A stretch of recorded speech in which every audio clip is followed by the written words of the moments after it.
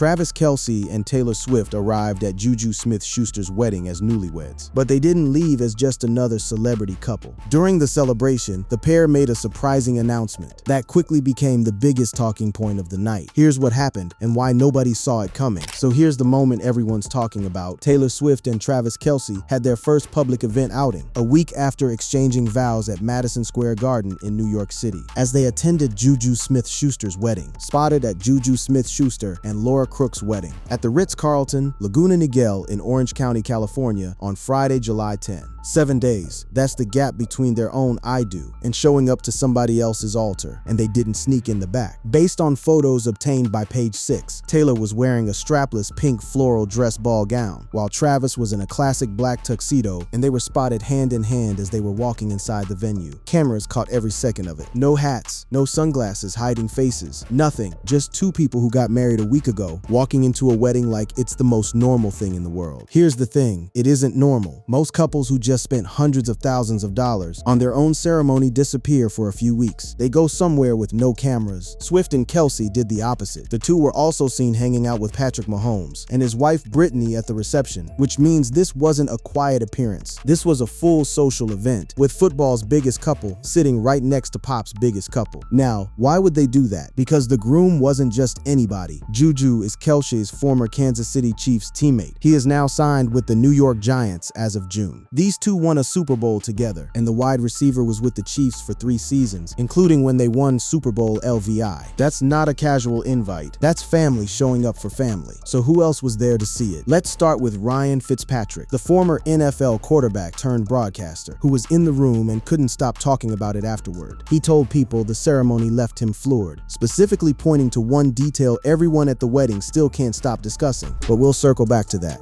What Fitzpatrick did confirm is the scale of the night itself. There was a lot of dancing, hours and hours, with people still kind of recovering from being out on that dance floor for 6+ hours. 6 hours. That's not a wedding reception, that's a marathon. Then there's Rich Eisen, the NFL Network host, who had his own detail to share.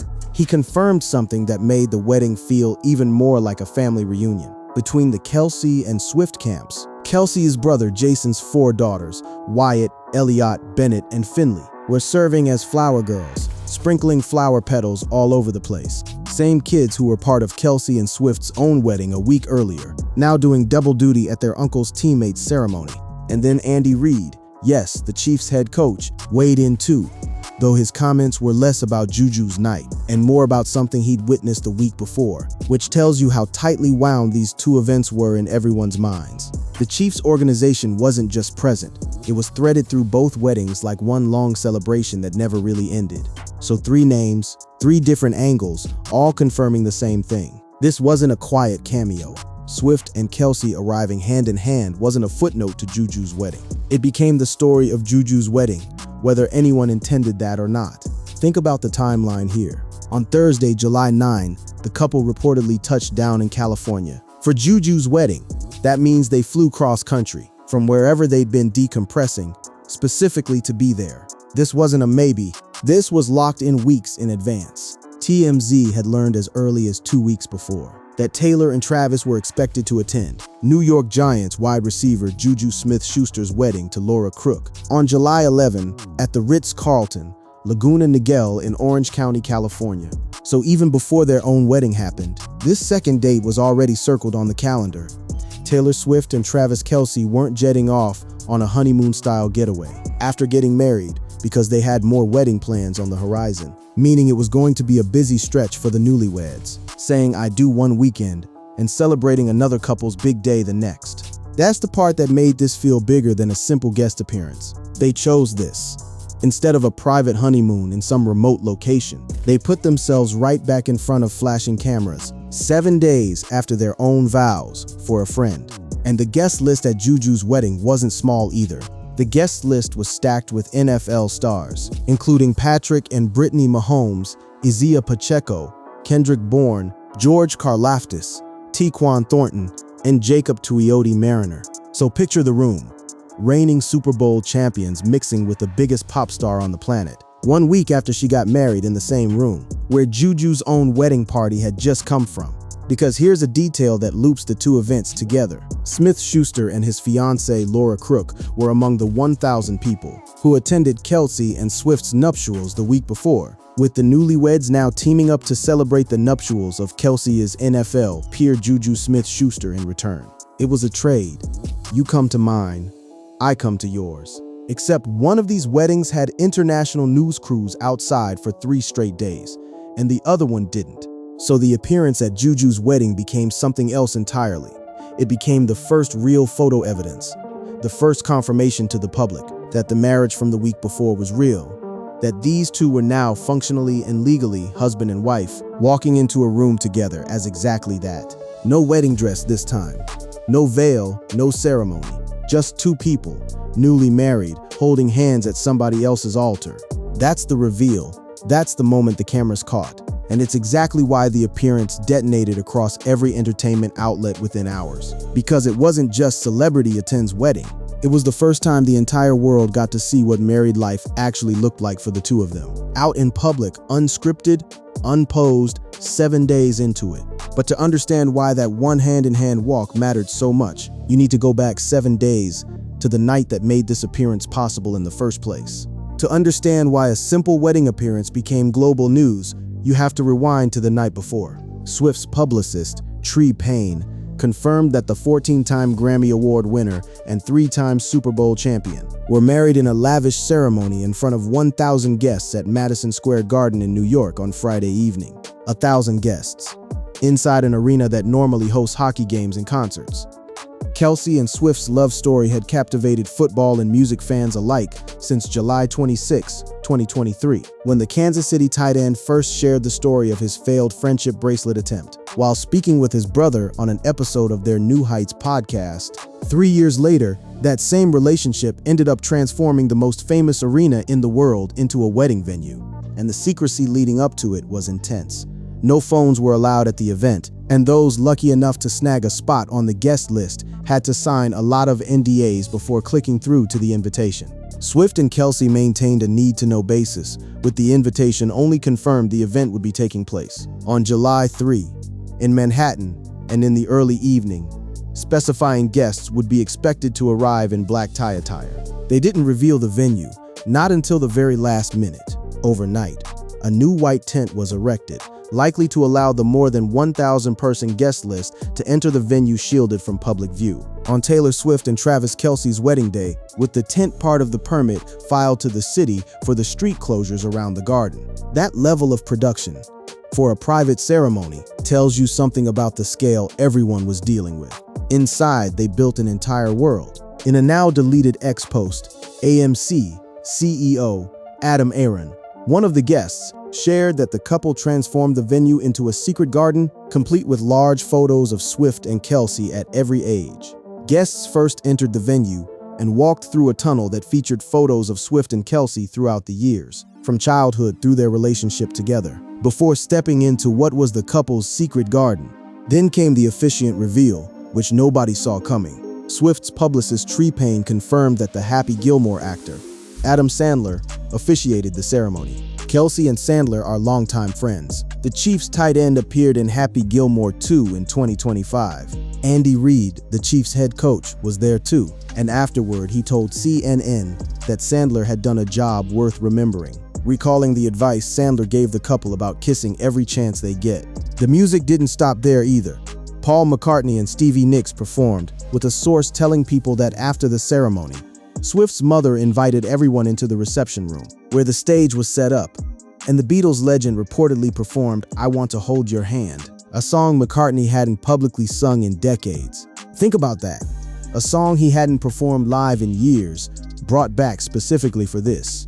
The vows themselves ran long and personal.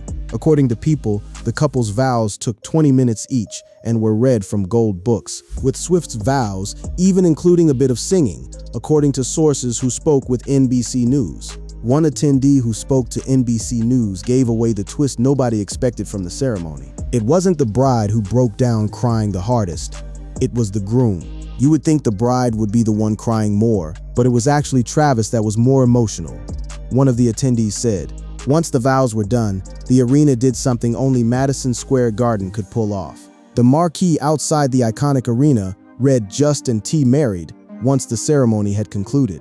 A marquee outside the Midtown Manhattan Arena lit up around 7:30 p.m. ET with the message "Justin T. Married," a play on the couple's first initials, T and T. And it wasn't just a sign.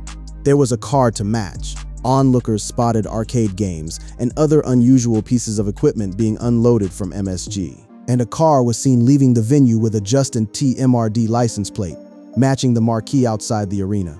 Kelce's mother, Donna, summed up the whole night in one word when Macy's caught up with her days later. She said the night was magical, man, magical. That's not a publicist's line. That's a mom, still processing what she just watched her son do. But amid all the spectacle, one thing stood out that had nothing to do with the party. The wedding confirmation came on the heels of the duo donating $26 million to 20 local and national charities across the U.S., with the funds split across children's hospitals, food banks, and music programs in places with personal ties to the pair, including New York, Kansas City, Nashville, and Rhode Island. $26 million quietly handed out before anyone even confirmed the wedding had happened. Security wasn't a small detail either. Travis Kelce and Taylor Swift's wedding at Madison Square Garden was among the most heavily secured entertainment events in modern history. There were even specific contingency plans in place in case an uninvited guest tried to force their way in, a scenario the security team treated as a genuine possibility right up until the doors closed. By the time the reception wound down, 6+ hours of dancing later, the couple had pulled off one of the most tightly controlled, heavily documented, and completely private public events in recent memory. And exactly 1 week after all of that, they walked hand in hand into somebody else's wedding like nothing had happened. Except everything had happened, and now the cameras were waiting to see what married life actually looked like on them.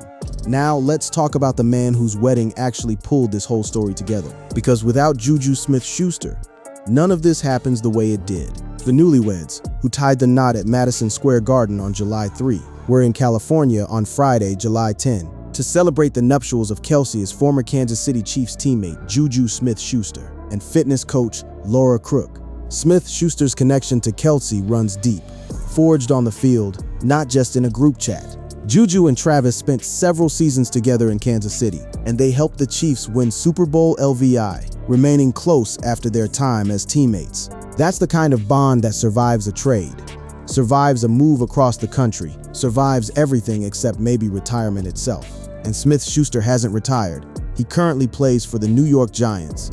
His wedding wasn't small either. It had its own scale, its own guest list stacked with familiar faces from the Chiefs' locker room. The guest list was stacked with NFL stars, including Patrick and Brittany Mahomes, Isaiah Pacheco, Kendrick Bourne, George Karlaftis, Tyquan Thornton, and Jacob Tuioti Mariner. This was, in essence, a Chiefs reunion with a wedding attached. Page 6 reported that the wedding was held at the Ritz-Carlton in Laguna Beach, Calif. Not exactly a modest venue, oceanfront property, the kind of backdrop built for exactly this level of celebrity attendance.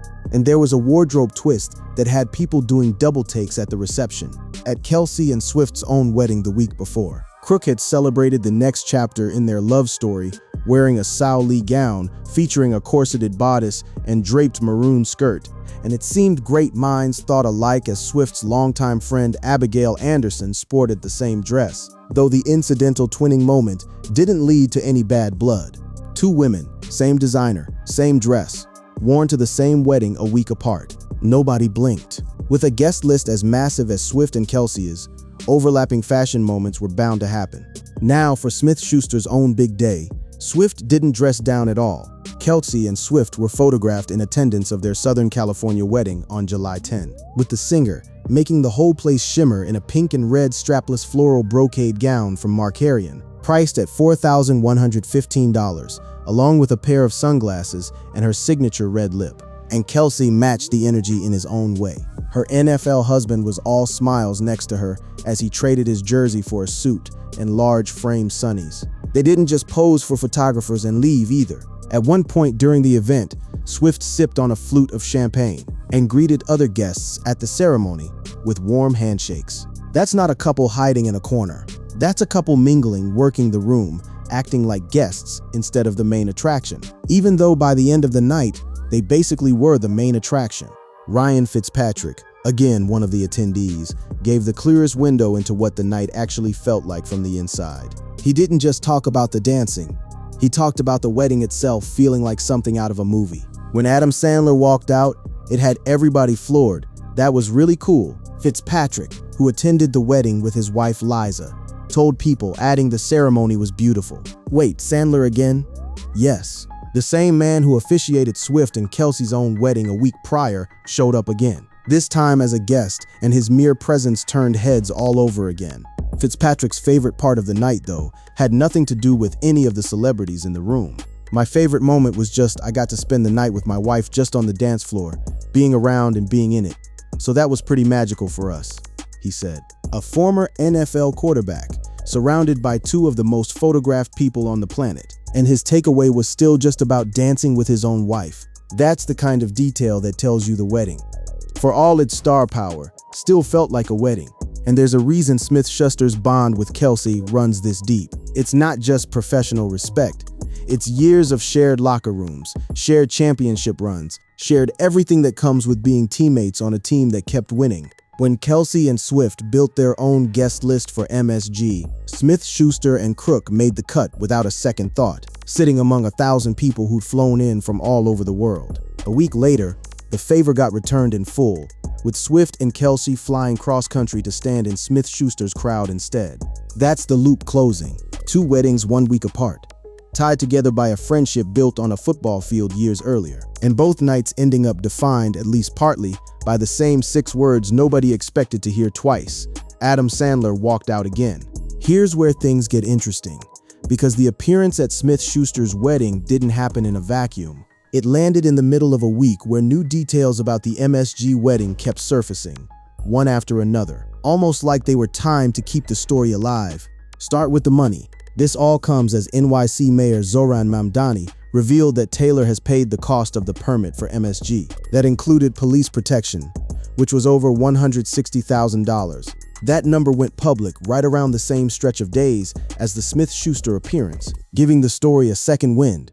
Just as the first wave of coverage was starting to cool off, wedding planners, meanwhile, were doing their own math on what the entire event might have cost, and their estimates weren't small. You're not getting out alive for under $15 million to $25 million, estimated Alyssa Pettinato, founder of New York-based luxury wedding planning and event design firm Alenado Events. That's before factoring in security, before factoring in the tent, before factoring in flying Paul McCartney in to sing a song he hadn't performed publicly in years. Then came the leaked footage. Days after the ceremony, clips started circulating online that gave the public its first real look inside the transformation of the arena, confirming just how far the couple had gone to keep the venue hidden until the last possible second. It matched everything Adam Aaron had described in his deleted post about the secret garden concept, giving fans visual proof of a space that had, up until that point, only existed in secondhand descriptions. And then there was the Kanye West angle, which added a layer of tension nobody had fully accounted for. Kansas City Chiefs tight end Travis Kelce and global pop star Taylor Swift's high-profile wedding at Madison Square Garden was among the most heavily secured entertainment events in modern history. Security sources described the possibility of an unannounced attempt to enter the venue as something they had genuinely prepared contingency plans for, treating it as a real scenario rather than internet speculation. Not everyone who got an invite showed up, either, and that detail became its own mini-story. Charles Barkley, the NBA analyst, revealed he turned down his invitation entirely. He explained on a podcast appearance that despite his relationship with both Kelce brothers, he simply doesn't do weddings or funerals, admitting he figured the event was going to be overwhelming and decided to sit it out. I love Travis and Jason, and I've only met Taylor one time. But yeah, I did get an invite, Barkley said. But I said, that's just too much. I just want to hang out and play golf, and I don't want to dress up and all that other stuff. But I appreciate the invitation. It was pretty special. Then there was the guest list drama nobody expected to resurface a week later. The couple reportedly left out at least one of Swift's longtime friends, Blake Lively, amid their rumored falling out. That's the kind of detail that keeps a story alive well past the actual event. A wedding that ended, but a guest list controversy that didn't. Meanwhile, the honeymoon question kept hanging over everything. Fans had expected the couple to disappear somewhere private immediately after the ceremony. Instead, reports confirmed something different was happening. After Taylor Swift and Travis Kelce tied the knot at their July 3 wedding in New York City, the pair traveled to Montana, according to multiple outlets. Before the Smith-Schuster event, the newlyweds were seen in Montana hanging out with Jason Kelce and his wife Kylie, according to a source who spoke to People, reportedly spending time at the exclusive members-only Yellowstone Club in Big Sky, Montana. So instead of a honeymoon, the week looked like this: wedding, Montana getaway with family, a flight to California, and then a second wedding. Travis Kelce and Taylor Swift were reportedly delaying their honeymoon until after JuJu Smith-Schuster's wedding. No private island, no disappearing act. Just one very public, very photographed week that kept generating fresh headlines almost daily. Even smaller details from the original ceremony kept trickling out well after the fact, proof that guests were still processing what they'd witnessed. People reported that Kate Middleton and Prince William secretly met Swift and Kelce ahead of their wedding. That detail alone was enough to dominate a full news cycle on its own, buried inside a week that already had more storylines than most award shows. And the food and games got their own moment in the spotlight too. Guests raved about the food that was served that night, which was from the couple's favorite New York City restaurants, along with games that attendees were invited to play throughout the evening. Every single day that week, it felt like there was a brand new detail worth talking about, and the Smith-Schuster wedding appearance landed right in the thick of it, becoming the visual proof that tied every rumor and every leaked detail back to two real people, still very much in the throes of the best week of their lives. So where does all of this actually leave things? Because a week that started with vows at Madison Square Garden and ended with a dance floor in Laguna Niguel doesn't just close quietly. It leaves threads still hanging. The honeymoon, for one, still hasn't happened. Swift and Kelce haven't shared a honeymoon destination or other post-wedding plans as of the Smith-Schuster appearance, which means whatever comes next is still technically unscheduled. Fans are watching flight trackers and Instagram geotags, the same way they tracked the arena renovation in the days before the original ceremony. And there's real anticipation building around what comes out of Swift's camp next. Brittany Spanos, a journalist and professor at New York University who teaches a course on the singer, offered her own read on where things might be headed creatively, suggesting there's likely new music coming out of this chapter of her life. That's not a small prediction. Every major relationship shift in Swift's career has eventually shown up in her songwriting, and a wedding this massive is unlikely to be the exception. The official wedding photos still haven't been released either. As for what Swift and Kelce wore on their own special day, while they hadn't released photos yet, the newlyweds were confirmed to have been clothed in Christian Dior haute couture for their wedding. Everything the public has seen so far has come from guests, leaked clips, and paparazzi long lenses, never an official release. That gap alone keeps the story from fully closing, because there's still a version of this wedding the world hasn't seen yet. What we do know in detail is what they wore. Designer Jonathan Anderson, who became the brand's creative director in 2025, worked in close collaboration with the bride and groom to help Swift feel fearless in her dress, while ensuring Kelce looked the part. With custom Christian Louboutin shoes and Cartier jewelry rounding out both looks, it marked the designer's first time designing a dress for a world-renowned celebrity, a milestone that will likely follow Anderson's career for years, regardless of when the actual photos surface. Meanwhile, life for both of them rolls forward exactly the way it did before any of this happened. Kelce is still gearing up for another season, still bound to the football calendar, no matter how many charity donations or arena weddings happen in the offseason. Smith-Schuster, now with the Giants instead of the Chiefs, starts his next chapter as a married man heading into training camp. And Swift, if Spanos is right, may already be somewhere writing the next chapter of her own catalog, pulling from a year that included a wedding at Madison Square Garden and a best man toast from her new brother-in-law.